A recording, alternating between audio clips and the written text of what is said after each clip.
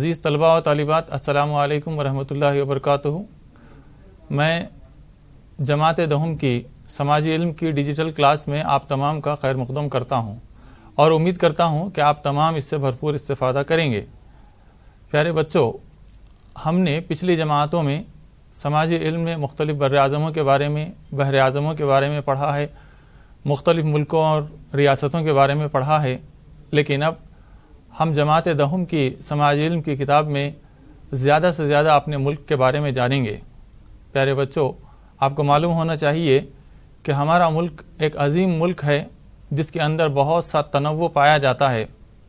یہ تنوع جغرافیائی لحاظ سے بھی ہے، یہ تنوع علاقائی اعتبار سے بھی ہے، آب و ہوا کے اعتبار سے بھی ہے، اور یہ تنوع مذہب، رنگ و نسل، زبان، رہن سہن، رسم و رواج، ان تمام میں ہمارے پاس تنوع پایا جاتا ہے۔ پیارے بچوں، ہمارا ملک آبادی کے اعتبار سے دنیا میں دوسرا بڑا ملک ہے اور رقبے کے اعتبار سے ہمارا ملک 7واں بڑا ملک ہے۔ تو بچوں، آئیے ہم اپنے ملک کے بارے میں جاننے کے لیے پہلے سبق کا آغاز کرتے ہیں۔ اس سبق کا عنوان ہے ہندوستان ارتفاعی خصوصیات۔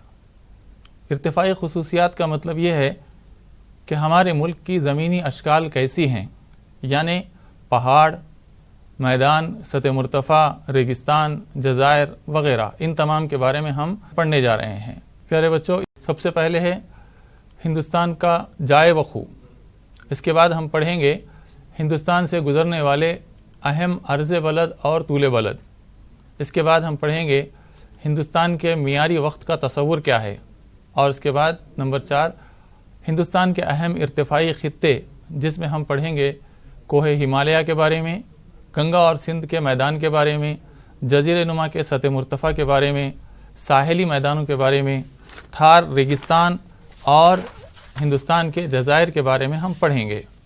پیارے بچوں، جائے وقوع سے مراد یہ ہے کہ کوئی ملک یا کوئی ریاست یا کوئی علاقہ دنیا کے نقشے پر کہاں پر پایا جاتا ہے۔ تو آئیے ہندوستان کے جائے وقوع کے بارے میں پڑھتے ہیں۔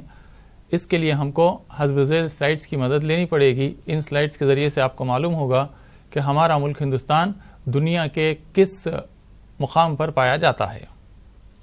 پیارے بچوں، اس نقشے میں آپ دیکھیں گے کہ ہندوستان کو پیلے رنگ سے دکھایا گیا ہے اور اس کے جنوب میں خط استوا ہے، یا آپ یوں کہہ سکتے ہیں کہ خط استوا کے شمال میں ہندوستان ہے۔ اسی طرح یہاں پر 0 درجے طول بلد، جس کو ہم گرین وچ طول بلد بھی کہتے ہیں، اس کے مشرق میں ہندوستان پایا جاتا ہے۔ اگر آپ سے پوچھا جائے کہ ہندوستان دنیا کے نقشے میں کہاں ہے، تو آپ یہ کہہ سکتے ہیں کہ ہندوستان خط استوا کے شمال میں یا 0 درجے طول بلد کے مشرق میں پایا جاتا ہے، یا مختصراً آپ یہ کہہ سکتے ہیں کہ ہندوستان شمال مشرقی نصف کرے میں پایا جاتا ہے۔ اب ہم ہندوستان کے جائے وقوع کو طول بلد اور عرض بلد کی بنیاد پر دیکھیں گے، کیونکہ عام طور پر کسی بھی مقام کا جائے وقوع ہم طول بلد اور عرض بلد کی مدد سے جاننے کی کوشش کرتے ہیں۔ تو آئیے اس سلائڈ کی مدد سے ہم ہندوستان کے بارے میں، ہندوستان کے جائے وقوع کے بارے میں اور دیگر تمام تفصیلات کے بارے میں جاننے کی کوشش کریں گے۔ پیارے بچوں، یہ ہندوستان کا نقشہ ہے۔ آپ اس میں دیکھیں گے یہاں یہ عرض بلد ہے 8 ڈگری 4 منٹ شمالی عرض بلد سے ہندوستان کی سرزمین 37 ڈگری 6 منٹ شمالی عرض بلد تک پائی جاتی ہے۔ اسی طرح طول بلد کے اعتبار سے دیکھیں گے 68 ڈگری 7 منٹ مشرقی طول بلد سے 97 ڈگری 25 منٹ مشرقی طول بلد تک ہندوستان کی سرزمین واقع ہے۔ اس کے بعد ہم دیکھیں گے کہ ہندوستان کے درمیان سے خط سرطان گزرتا ہے، جہاں یہ آپ کو نظر آ رہا ہے کہ ہندوستان کے درمیان سے خط سرطان گزرتا ہے۔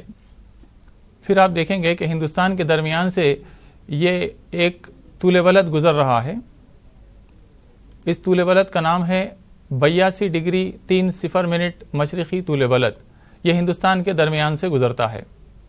اب آئیے دیکھتے ہیں کہ ہندوستان کا شرقاً غرباً فاصلہ کیا ہے، مشرق سے لے کر مغرب تک یا مغرب سے مشرق تک اس کی چوڑائی کتنی ہے۔ تو آپ کو پتہ چلتا ہے کہ 2933 کلومیٹر اس کا فاصلہ ہے۔ اس کے بعد ہم شمال سے جنوب تک ہندوستان کا فاصلہ دیکھیں گے تو پتہ چلے گا کہ آپ کو 3214 کلومیٹر اس کا فاصلہ شمال سے جنوب تک ہے۔ اب اس کے بعد آئیے کہ ہم ہندوستان کے حدود اربع معلوم کرتے ہیں۔ حدود اربع کا مطلب یہ ہے کہ شمال، جنوب، مشرق اور مغرب میں کیا واقع ہے۔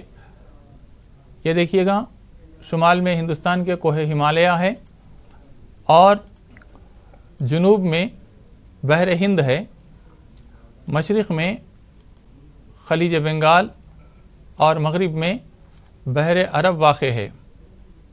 پیارے بچوں، امید کرتا ہوں کہ یہ تمام باتیں آپ لوگوں کو سمجھ میں آئی ہوں گی۔ اب اس کے بعد آئیے ہندوستان کے پڑوسی ممالک کا ہم جائزہ لیتے ہیں، یعنی وہ پڑوسی ممالک جن کی سرحدیں ہندوستان کی سرحد سے ملتی ہیں۔ ان میں سب سے پہلے آتا ہے میانمار، اس کے بعد دوسرا ہے بنگلہ دیش، تیسرا ہے بھوٹان، چوتھا چائنا، پانچواں نیپال، چھٹا افغانستان، ساتواں پاکستان، اور اس کے بعد ہمارا ایک اور پڑوسی بحر ہند میں یعنی سمندر میں پایا جاتا ہے جس کو ہم سری لنکا کہتے ہیں، وہ یہاں پر ہے۔ جماعت نہوم میں طول بلد اور عرض بلد کے بارے میں پڑھا ہے، جس کی مدد سے آپ نے جانا کہ ایک طول بلد سے دوسرے طول بلد تک سورج کو سفر کرنے کے لیے 4 منٹ کا وقت لگتا ہے۔ آپ نے جماعت نہوم میں ٹائم زونز کے بارے میں بھی پڑھا، تو آئیے ہم دیکھتے ہیں کہ ہندوستان کا جو معیاری وقت ہے وہ کیسے ہوتا ہے۔ ہندوستان کا جو معیاری وقت ہے وہ گرین وچ مین ٹائم یعنی گرین وچ کے معیاری وقت سے 5.5 گھنٹے آگے ہے۔ اس کو ہم کیسے سمجھیں گے؟ ایک سلائیڈ کی مدد سے ہم اس کو آپ کو سمجھانے کی کوشش کرتے ہیں۔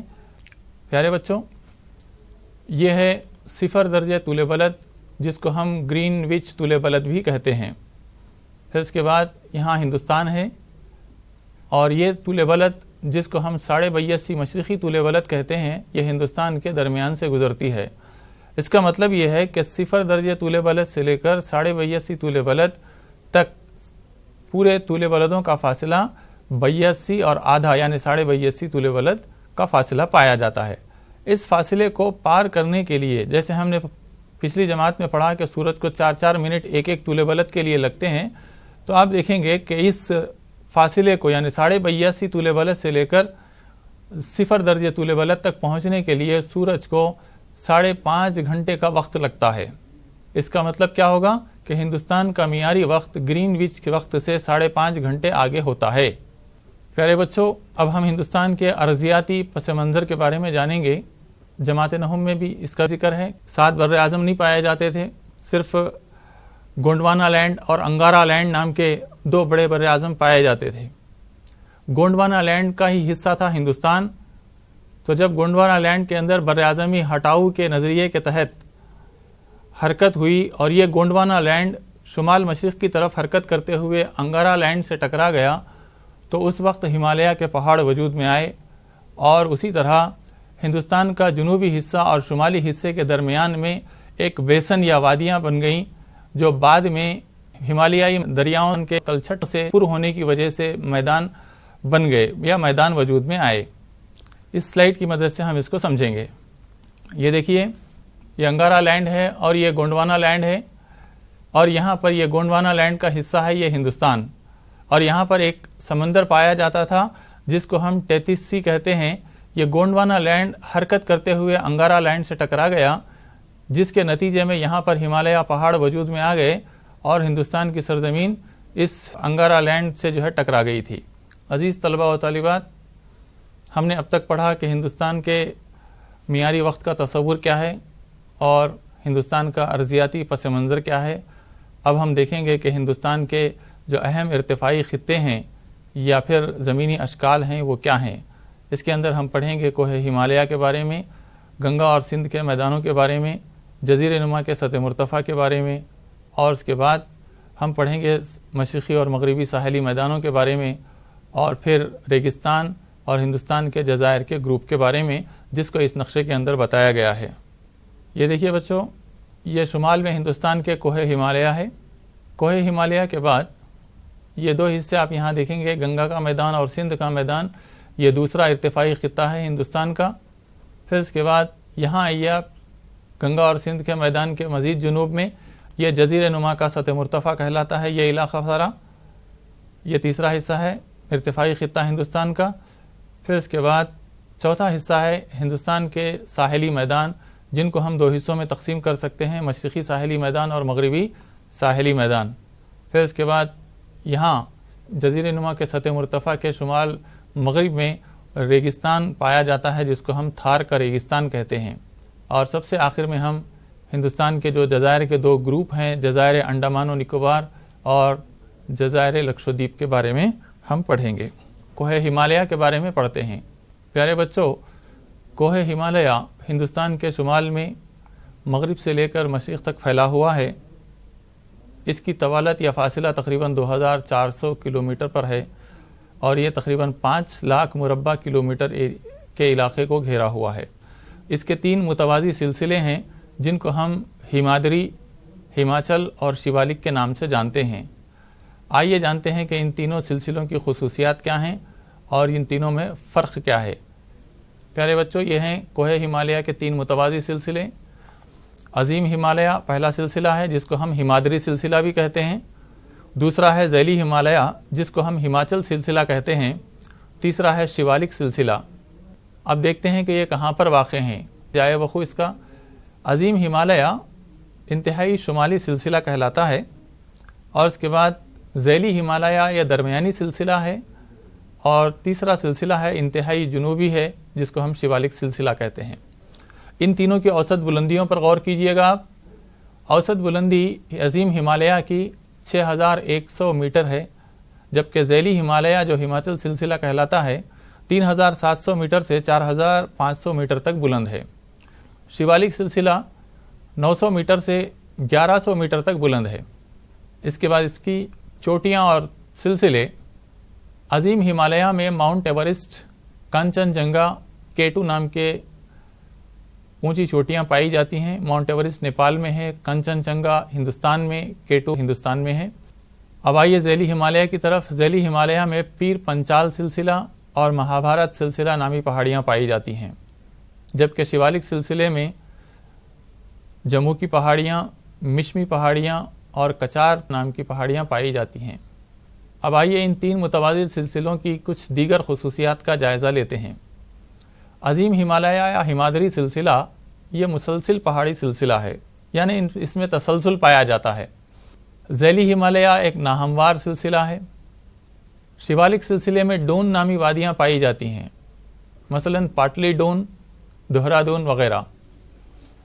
عظیم ہمالیہ ہمیشہ برف سے ڈھکا ہوا ہوتا ہے اور یہاں پر برف کے تودے اور گلیشیئر پائے جاتے ہیں اور ان برف کے تودوں اور گلیشیئرز کی وجہ سے جو دریائیں بہتی ہیں وہ دائمی دریائیں ہیں، یعنی ان میں ہمیشہ پانی رہتا ہے اور سال بھر یہ رواں رہتی ہیں، اس لیے ان کو ہم دائمی دریائیں کہتے ہیں. ذیلی ہمالیہ میں کچھ وادیاں پائی جاتی ہیں جیسے کشمیر، کانگڑا اور کلو نام کی وادیاں ہیں اور پہاڑی مقامات بھی ذیلی ہمالیہ میں ہیں، شملہ، مسوری، نینی تال وغیرہ. اور ہماچل یا ذیلی سلسلے کی ایک اور خصوصیت یہ ہے کہ یہاں پر سدا بہار جنگلات پائے جاتے ہیں. پیارے بچوں، ہم نے ہمالیہ کے 3 سلسلوں کا جائزہ لیا، ان کی خصوصیات کا فرق ہم نے دیکھا. اب ہم دیکھیں گے کہ ہمالیہ کی اہمیت ہمارے لیے کیا ہے، ہندوستان کی سرزمین کے لیے ہمالیہ کتنی اہمیت رکھتا ہے. کوہ ہمالیہ کا سب سے پہلا فائدہ یہ ہے کہ کوہ ہمالیہ موسم سرما میں وسط ایشیا سے آنے والی سرد ہواؤں سے ہندوستان کے شمالی میدانوں کی حفاظت کرتے ہیں. خلیج بنگال اور بحر ہند سے چلنے والی مانسونی ہواؤں کو روکنے کا کام بھی کوہ ہمالیہ کرتے ہیں. ان مانسونی ہواؤں سے ہی ہندوستان کو بارش حاصل ہوتی ہے، یعنی ہندوستان کی مانسونی آب و ہوا کی ذمہ داری یا ہندوستان میں مانسونی آب و ہوا کا سبب یہ کوہ ہمالیہ ہیں. کوہ ہمالیہ کے برف پگھلنے سے دائمی دریائیں شمالی میدانوں کو زرخیز بناتی ہیں جس کی وجہ سے شمالی میدان بہت زیادہ کثیر زرعی پیداوار دینے والے بنتے ہیں. پیارے بچوں، ہم نے کوہ ہمالیہ کے بارے میں پڑھا. اب ہم ہندوستان کے دوسرے ارتفاعی خطے کے بارے میں جانیں گے. ہندوستان کا دوسرا ارتفاعی خطہ ہے گنگا اور سندھ کا میدان. یہ میدان ہمالیہ کے جنوب میں واقع ہے اور اس کو دریاؤں کے نام پر اس کو رکھا گیا ہے. گنگا کا میدان، سندھ کا میدان اور برہم پترا کا میدان، یہ سارے میدانوں کو ملا کر ہم گنگا اور سندھ کے میدان کے نام سے جانتے ہیں۔ پیارے بچوں، یہ گنگا اور سندھ کا میدان ہے، اس کو ہم 3 حصوں میں تقسیم کر سکتے ہیں۔ مغرب میں یہ سندھ کا میدان کہلاتا ہے، یہ دریائے سندھ ہے جس کی معاون ندیاں دریائے ستلج، جہلم، چناب، راوی، بیاس، یہ تمام دریائیں اس میدان کو سیراب کرتی ہیں۔ اس میدان کا بڑا حصہ پاکستان میں ہے، تھوڑا سا حصہ ہندوستان کے ہریانہ اور پنجاب میں پایا جاتا ہے۔ اس کے بعد یہ درمیانی حصہ ہے، وسطی حصہ جس کو کہتے ہیں، یہ گنگا کا میدان کہلاتا ہے۔ اس میں دریائے گنگا سب سے بڑی دریا ہے، اس کے ساتھ اس کی معاون ندیاں بہتی ہیں جو اس سارے میدان کو زرخیز بناتی ہیں۔ اس کے بعد تیسرا حصہ یا مشرقی حصہ یہ برہم پترا کا میدان کہلاتا ہے، اس میں بہنے والی سب سے بڑی دریا برہم پترا ہے اور یہ شمال مشرقی ریاستوں یعنی اروناچل پردیش اور آسام وغیرہ کو سیراب کرتی ہے۔ پیارے بچوں، اب ہم شمالی میدانوں کی بعض خصوصیات کا جائزہ لیتے ہیں نیکسٹ سلائیڈ میں۔ شمالی میدانوں میں ہمالی دریائے بہتے ہیں اور یہ ہمالیائی دریا بہاؤ کے دوران کنکر پتھر اور تلچھٹ لا کر شیوالک کے دامن میں بچھا دیتے ہیں۔ اس سنگریختہ پٹی کو ہم بھابر کہتے ہیں۔ بھابر سامدار خصوصیات رکھتی ہے۔ کئی چھوٹے دریا اس خطے میں زیر زمین بہتے ہیں اور آگے نشیبی علاقوں میں نمودار ہو کر دلدلی خطہ بناتے ہیں۔ اس خطے کو ہم ترائی کہتے ہیں۔ یہ علاقہ گھنے جنگلات اور مختلف قسم کے حیوانات سے مالا مال ہے اور نہایت زرخیز بھی ہے۔ ان میدانوں میں بھارت کے دوسرے خطوں کے مقابل کثیر آبادی پائی جاتی ہے۔ پیارے بچوں، ہندوستان کے 2 ارتفاعی خطوں کے بارے میں آپ نے پڑھا، اب ہم تیسرے خطے کی طرف چلتے ہیں جو کہ جزیرے نما کا سطح مرتفع کہلاتا ہے۔ اب اس سلائیڈ کو آپ دیکھیے گا، یہ جزیرے نما کا سطح مرتفع کہلاتا ہے۔ اس کو جزیرے نما کا سطح مرتفع اس لیے کہتے ہیں کہ یہ تینوں طرف سے سمندر سے گھرا ہوا ہے۔ جو زمین یا علاقہ 3 طرف سے سمندر سے گھرا ہوا ہوتا ہے اس کو ہم جزیرے نما کہتے ہیں۔ جزیرے نما کا سطح مرتفع 2 پہاڑی سلسلوں سے گھرا ہوا ہے، مشرق میں مشرقی گھاٹ اور مغرب میں مغربی گھاٹ ہیں۔ اس سطح مرتفع کو ہم 3 حصوں میں تقسیم کر سکتے ہیں۔ مغرب میں مالوا کا سطح مرتفع، مشرق میں چھوٹا ناگپور کا سطح مرتفع اور جنوب میں اس کو ہم سطح مرتفع دکن کہتے ہیں۔ اب ہم جزیرے نما ہند کے سطح مرتفع کی بعض خصوصیات کا جائزہ لیں گے بچوں۔ جزیرے نما ہند کا سطح مرتفع مشرق کی جانب کسی قدر جھکا ہوا ہے۔ یہ خشکی والا خطہ ہے، یہاں کی دریائیں دائمی نہیں بلکہ موسمی دریائیں ہوتی ہیں۔ یہاں دوسری فصل کے لیے تالابوں اور بورویلز پر انحصار کرنا پڑتا ہے۔ چھوٹا ناگپور کا سطح مرتفع معدنی وسائل سے مالا مال ہے۔ جزیرے نما کے سطح مرتفع کے علاقے میں کالی مٹی پائی جاتی ہے جو آتش فشانی عمل کا نتیجہ ہے۔ پیارے بچوں، ہم نے جزیرے نما ہند کے سطح مرتفع کی خصوصیات کا جائزہ لیا۔ اب ہم آگے بڑھتے ہیں اور دیکھتے ہیں کہ جزیرے نما کے سطح مرتفع کے دونوں طرف یعنی مشرق اور مغرب کی جانب جو مشرقی گھاٹ اور مغربی گھاٹ ہیں ان کی خصوصیات کیا ہیں۔ آئیے نیکسٹ سلائیڈ کی طرف۔ پیارے بچوں، اس نقشے میں آپ دیکھیں گے کہ یہ مغربی گھاٹ ہیں جو شمال میں گجرات سے لے کر جنوب میں کیرلا تک پھیلے ہوئے ہیں۔ اس مغربی گھاٹ کی کچھ خصوصیات یہاں پر دی گئی ہیں، ان کو دیکھیں گے ہم۔ مغربی گھاٹ ہندوستان کے مغربی ساحل کے متوازی ہیں، ان میں تسلسل ہے، یعنی یہ مسلسل پہاڑی سلسلے ہیں، درمیان میں وادیاں یا درمیان میں میدان وغیرہ نہیں پائے جاتے۔ مغربی گھاٹ مشرقی گھاٹ کے مقابل بلند ہیں۔ جزیرے نما کے سطح مرتفع کے دونوں طرف پہاڑی سلسلے ہیں جن کو ہم مغربی اور مشرقی گھاٹ کہتے ہیں، تو مغربی گھاٹ مشرقی گھاٹ کے مقابل میں بلند ہے۔ مغربی گھاٹ کی اوسط بلندی 2000 میٹر ہے۔ مغربی گھاٹ کی بلند ترین چوٹی انائی مڑی ہے جو 2695 میٹر بلند ہے۔ انائی مڑی چوٹی جنوبی ہندوستان کی سب سے بلند چوٹی ہے۔ اب آئیے دیکھتے ہیں کہ مشرقی گھاٹ کی خصوصیات کیا ہیں۔ یہ مشرقی گھاٹ کے پہاڑی سلسلے ہیں جو کٹے پھٹے ہیں، یعنی ان میں تسلسل نہیں پایا جاتا جیسے مغربی گھاٹ میں تسلسل پایا جا رہا تھا۔ یہ مشرقی گھاٹ کی خصوصیات ہیں۔ مشرقی گھاٹ ہندوستان کے مشرقی ساحل کے متوازی ہیں، ان میں تسلسل نہیں ہے۔ مشرقی گھاٹ مغربی گھاٹ کے مقابل کم بلند ہیں، ان کی اوسط بلندی 900 میٹر ہے۔ مشرقی گھاٹ کی بلند ترین چوٹی چنتا پلی ہے جو 1680 میٹر بلند ہے۔ پیارے بچوں، ہم آگے بڑھتے ہیں اور ہندوستان کے ارتفاعی خطوں میں چوتھے ارتفاعی خطے یعنی مشرقی ساحلی میدانوں کے بارے میں جانتے ہیں۔ مشرقی ساحلی میدان بھی دو حصوں میں تقسیم کیے جاتے ہیں، مشرقی ساحلی میدان اور مغربی ساحلی میدان۔ ساحلی میدانوں کو ہم دو حصوں میں تقسیم کر سکتے ہیں، مشرقی ساحلی میدان اور مغربی ساحلی میدان۔ آئیے اس سلائیڈ کی مدد سے ہم دیکھتے ہیں کہ ہندوستان کے نقشے میں ساحلی میدان کہاں پر واقع ہیں اور ان کے مختلف علاقوں میں کیا نام رکھے گئے ہیں اور ان کی خصوصیات کیا ہیں، ان تمام کا ہم جائزہ لیتے ہیں۔ پیارے بچوں، یہ مغربی ساحلی میدان ہیں اور یہ مشرقی ساحلی میدان ہیں۔ مغربی ساحلی میدان شمال میں گجرات سے شروع ہو کر جنوب میں کیرلا تک پھیلے ہوئے ہیں۔ یہ سفید رنگ کا جو حصہ آپ کو نظر آ رہا ہے یہ مغربی ساحلی میدان ہے، اور ادھر مشرق میں یہ مشرقی ساحلی میدان ہیں جو اڑیسہ سے لے کر نیچے تمل ناڈو تک پہنچتے ہیں۔ مغربی ساحلی میدان اور مشرقی ساحلی میدانوں کے مختلف علاقوں میں مختلف نام ہیں جن کو ہم نیکسٹ سلائیڈ میں پڑھیں گے۔ یہ مغربی ساحلی میدان کے 3 نام رکھے گئے ہیں۔ شمال میں اس کو کونکن کا ساحل کہا جاتا ہے، یہ گجرات اور مہاراشٹر کا ساحل ہے، اور اسی طرح کرناٹک کا ساحل یہاں پر کینرا ساحل کہلاتا ہے، جبکہ کیرلا کا ساحل مالابار ساحل کہلاتا ہے۔ یہ مغربی ساحل کے 3 نام ہیں۔ اب مشرقی ساحل کی طرف آئیے گا۔ مشرقی ساحلی میدان بھی 3 حصوں میں تقسیم کیا گیا ہے۔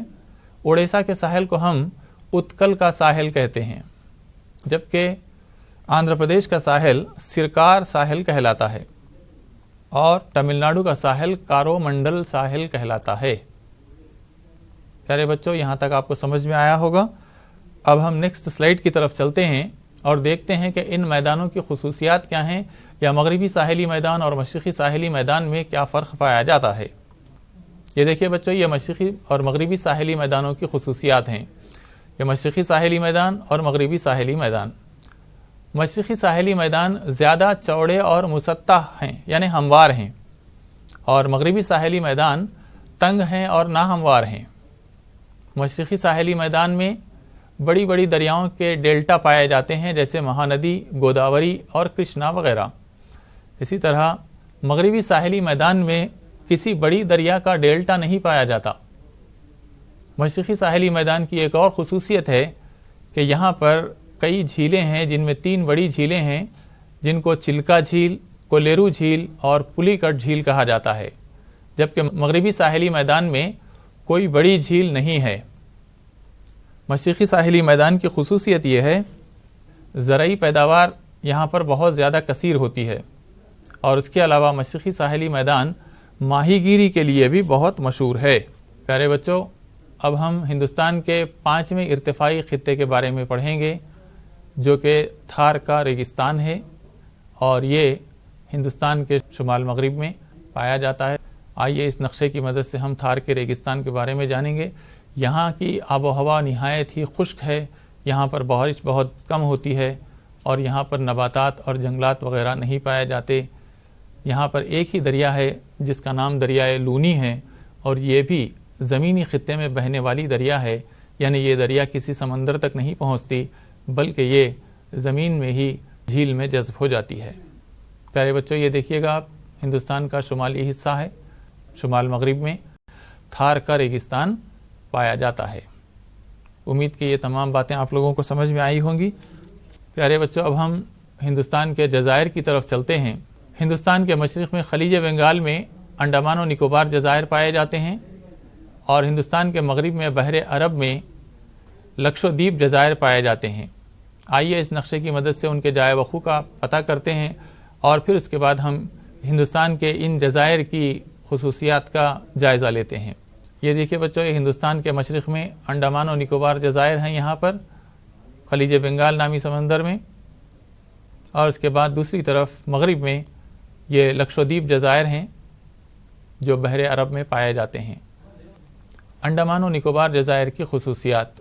انڈمان و نکوبار جزائر میانمار کے پہاڑ ارکان یاما کے کچھ غرقاب حصے ہیں جو خلیج بنگال میں بلند ہوئے ہیں، یہی انڈمان و نکوبار جزائر کہلاتے ہیں۔ ان جزائر کے گروہ میں نارک کونڈم، اور بیرن آئی لینڈ نامی آتش فشانی جزیرے ہیں۔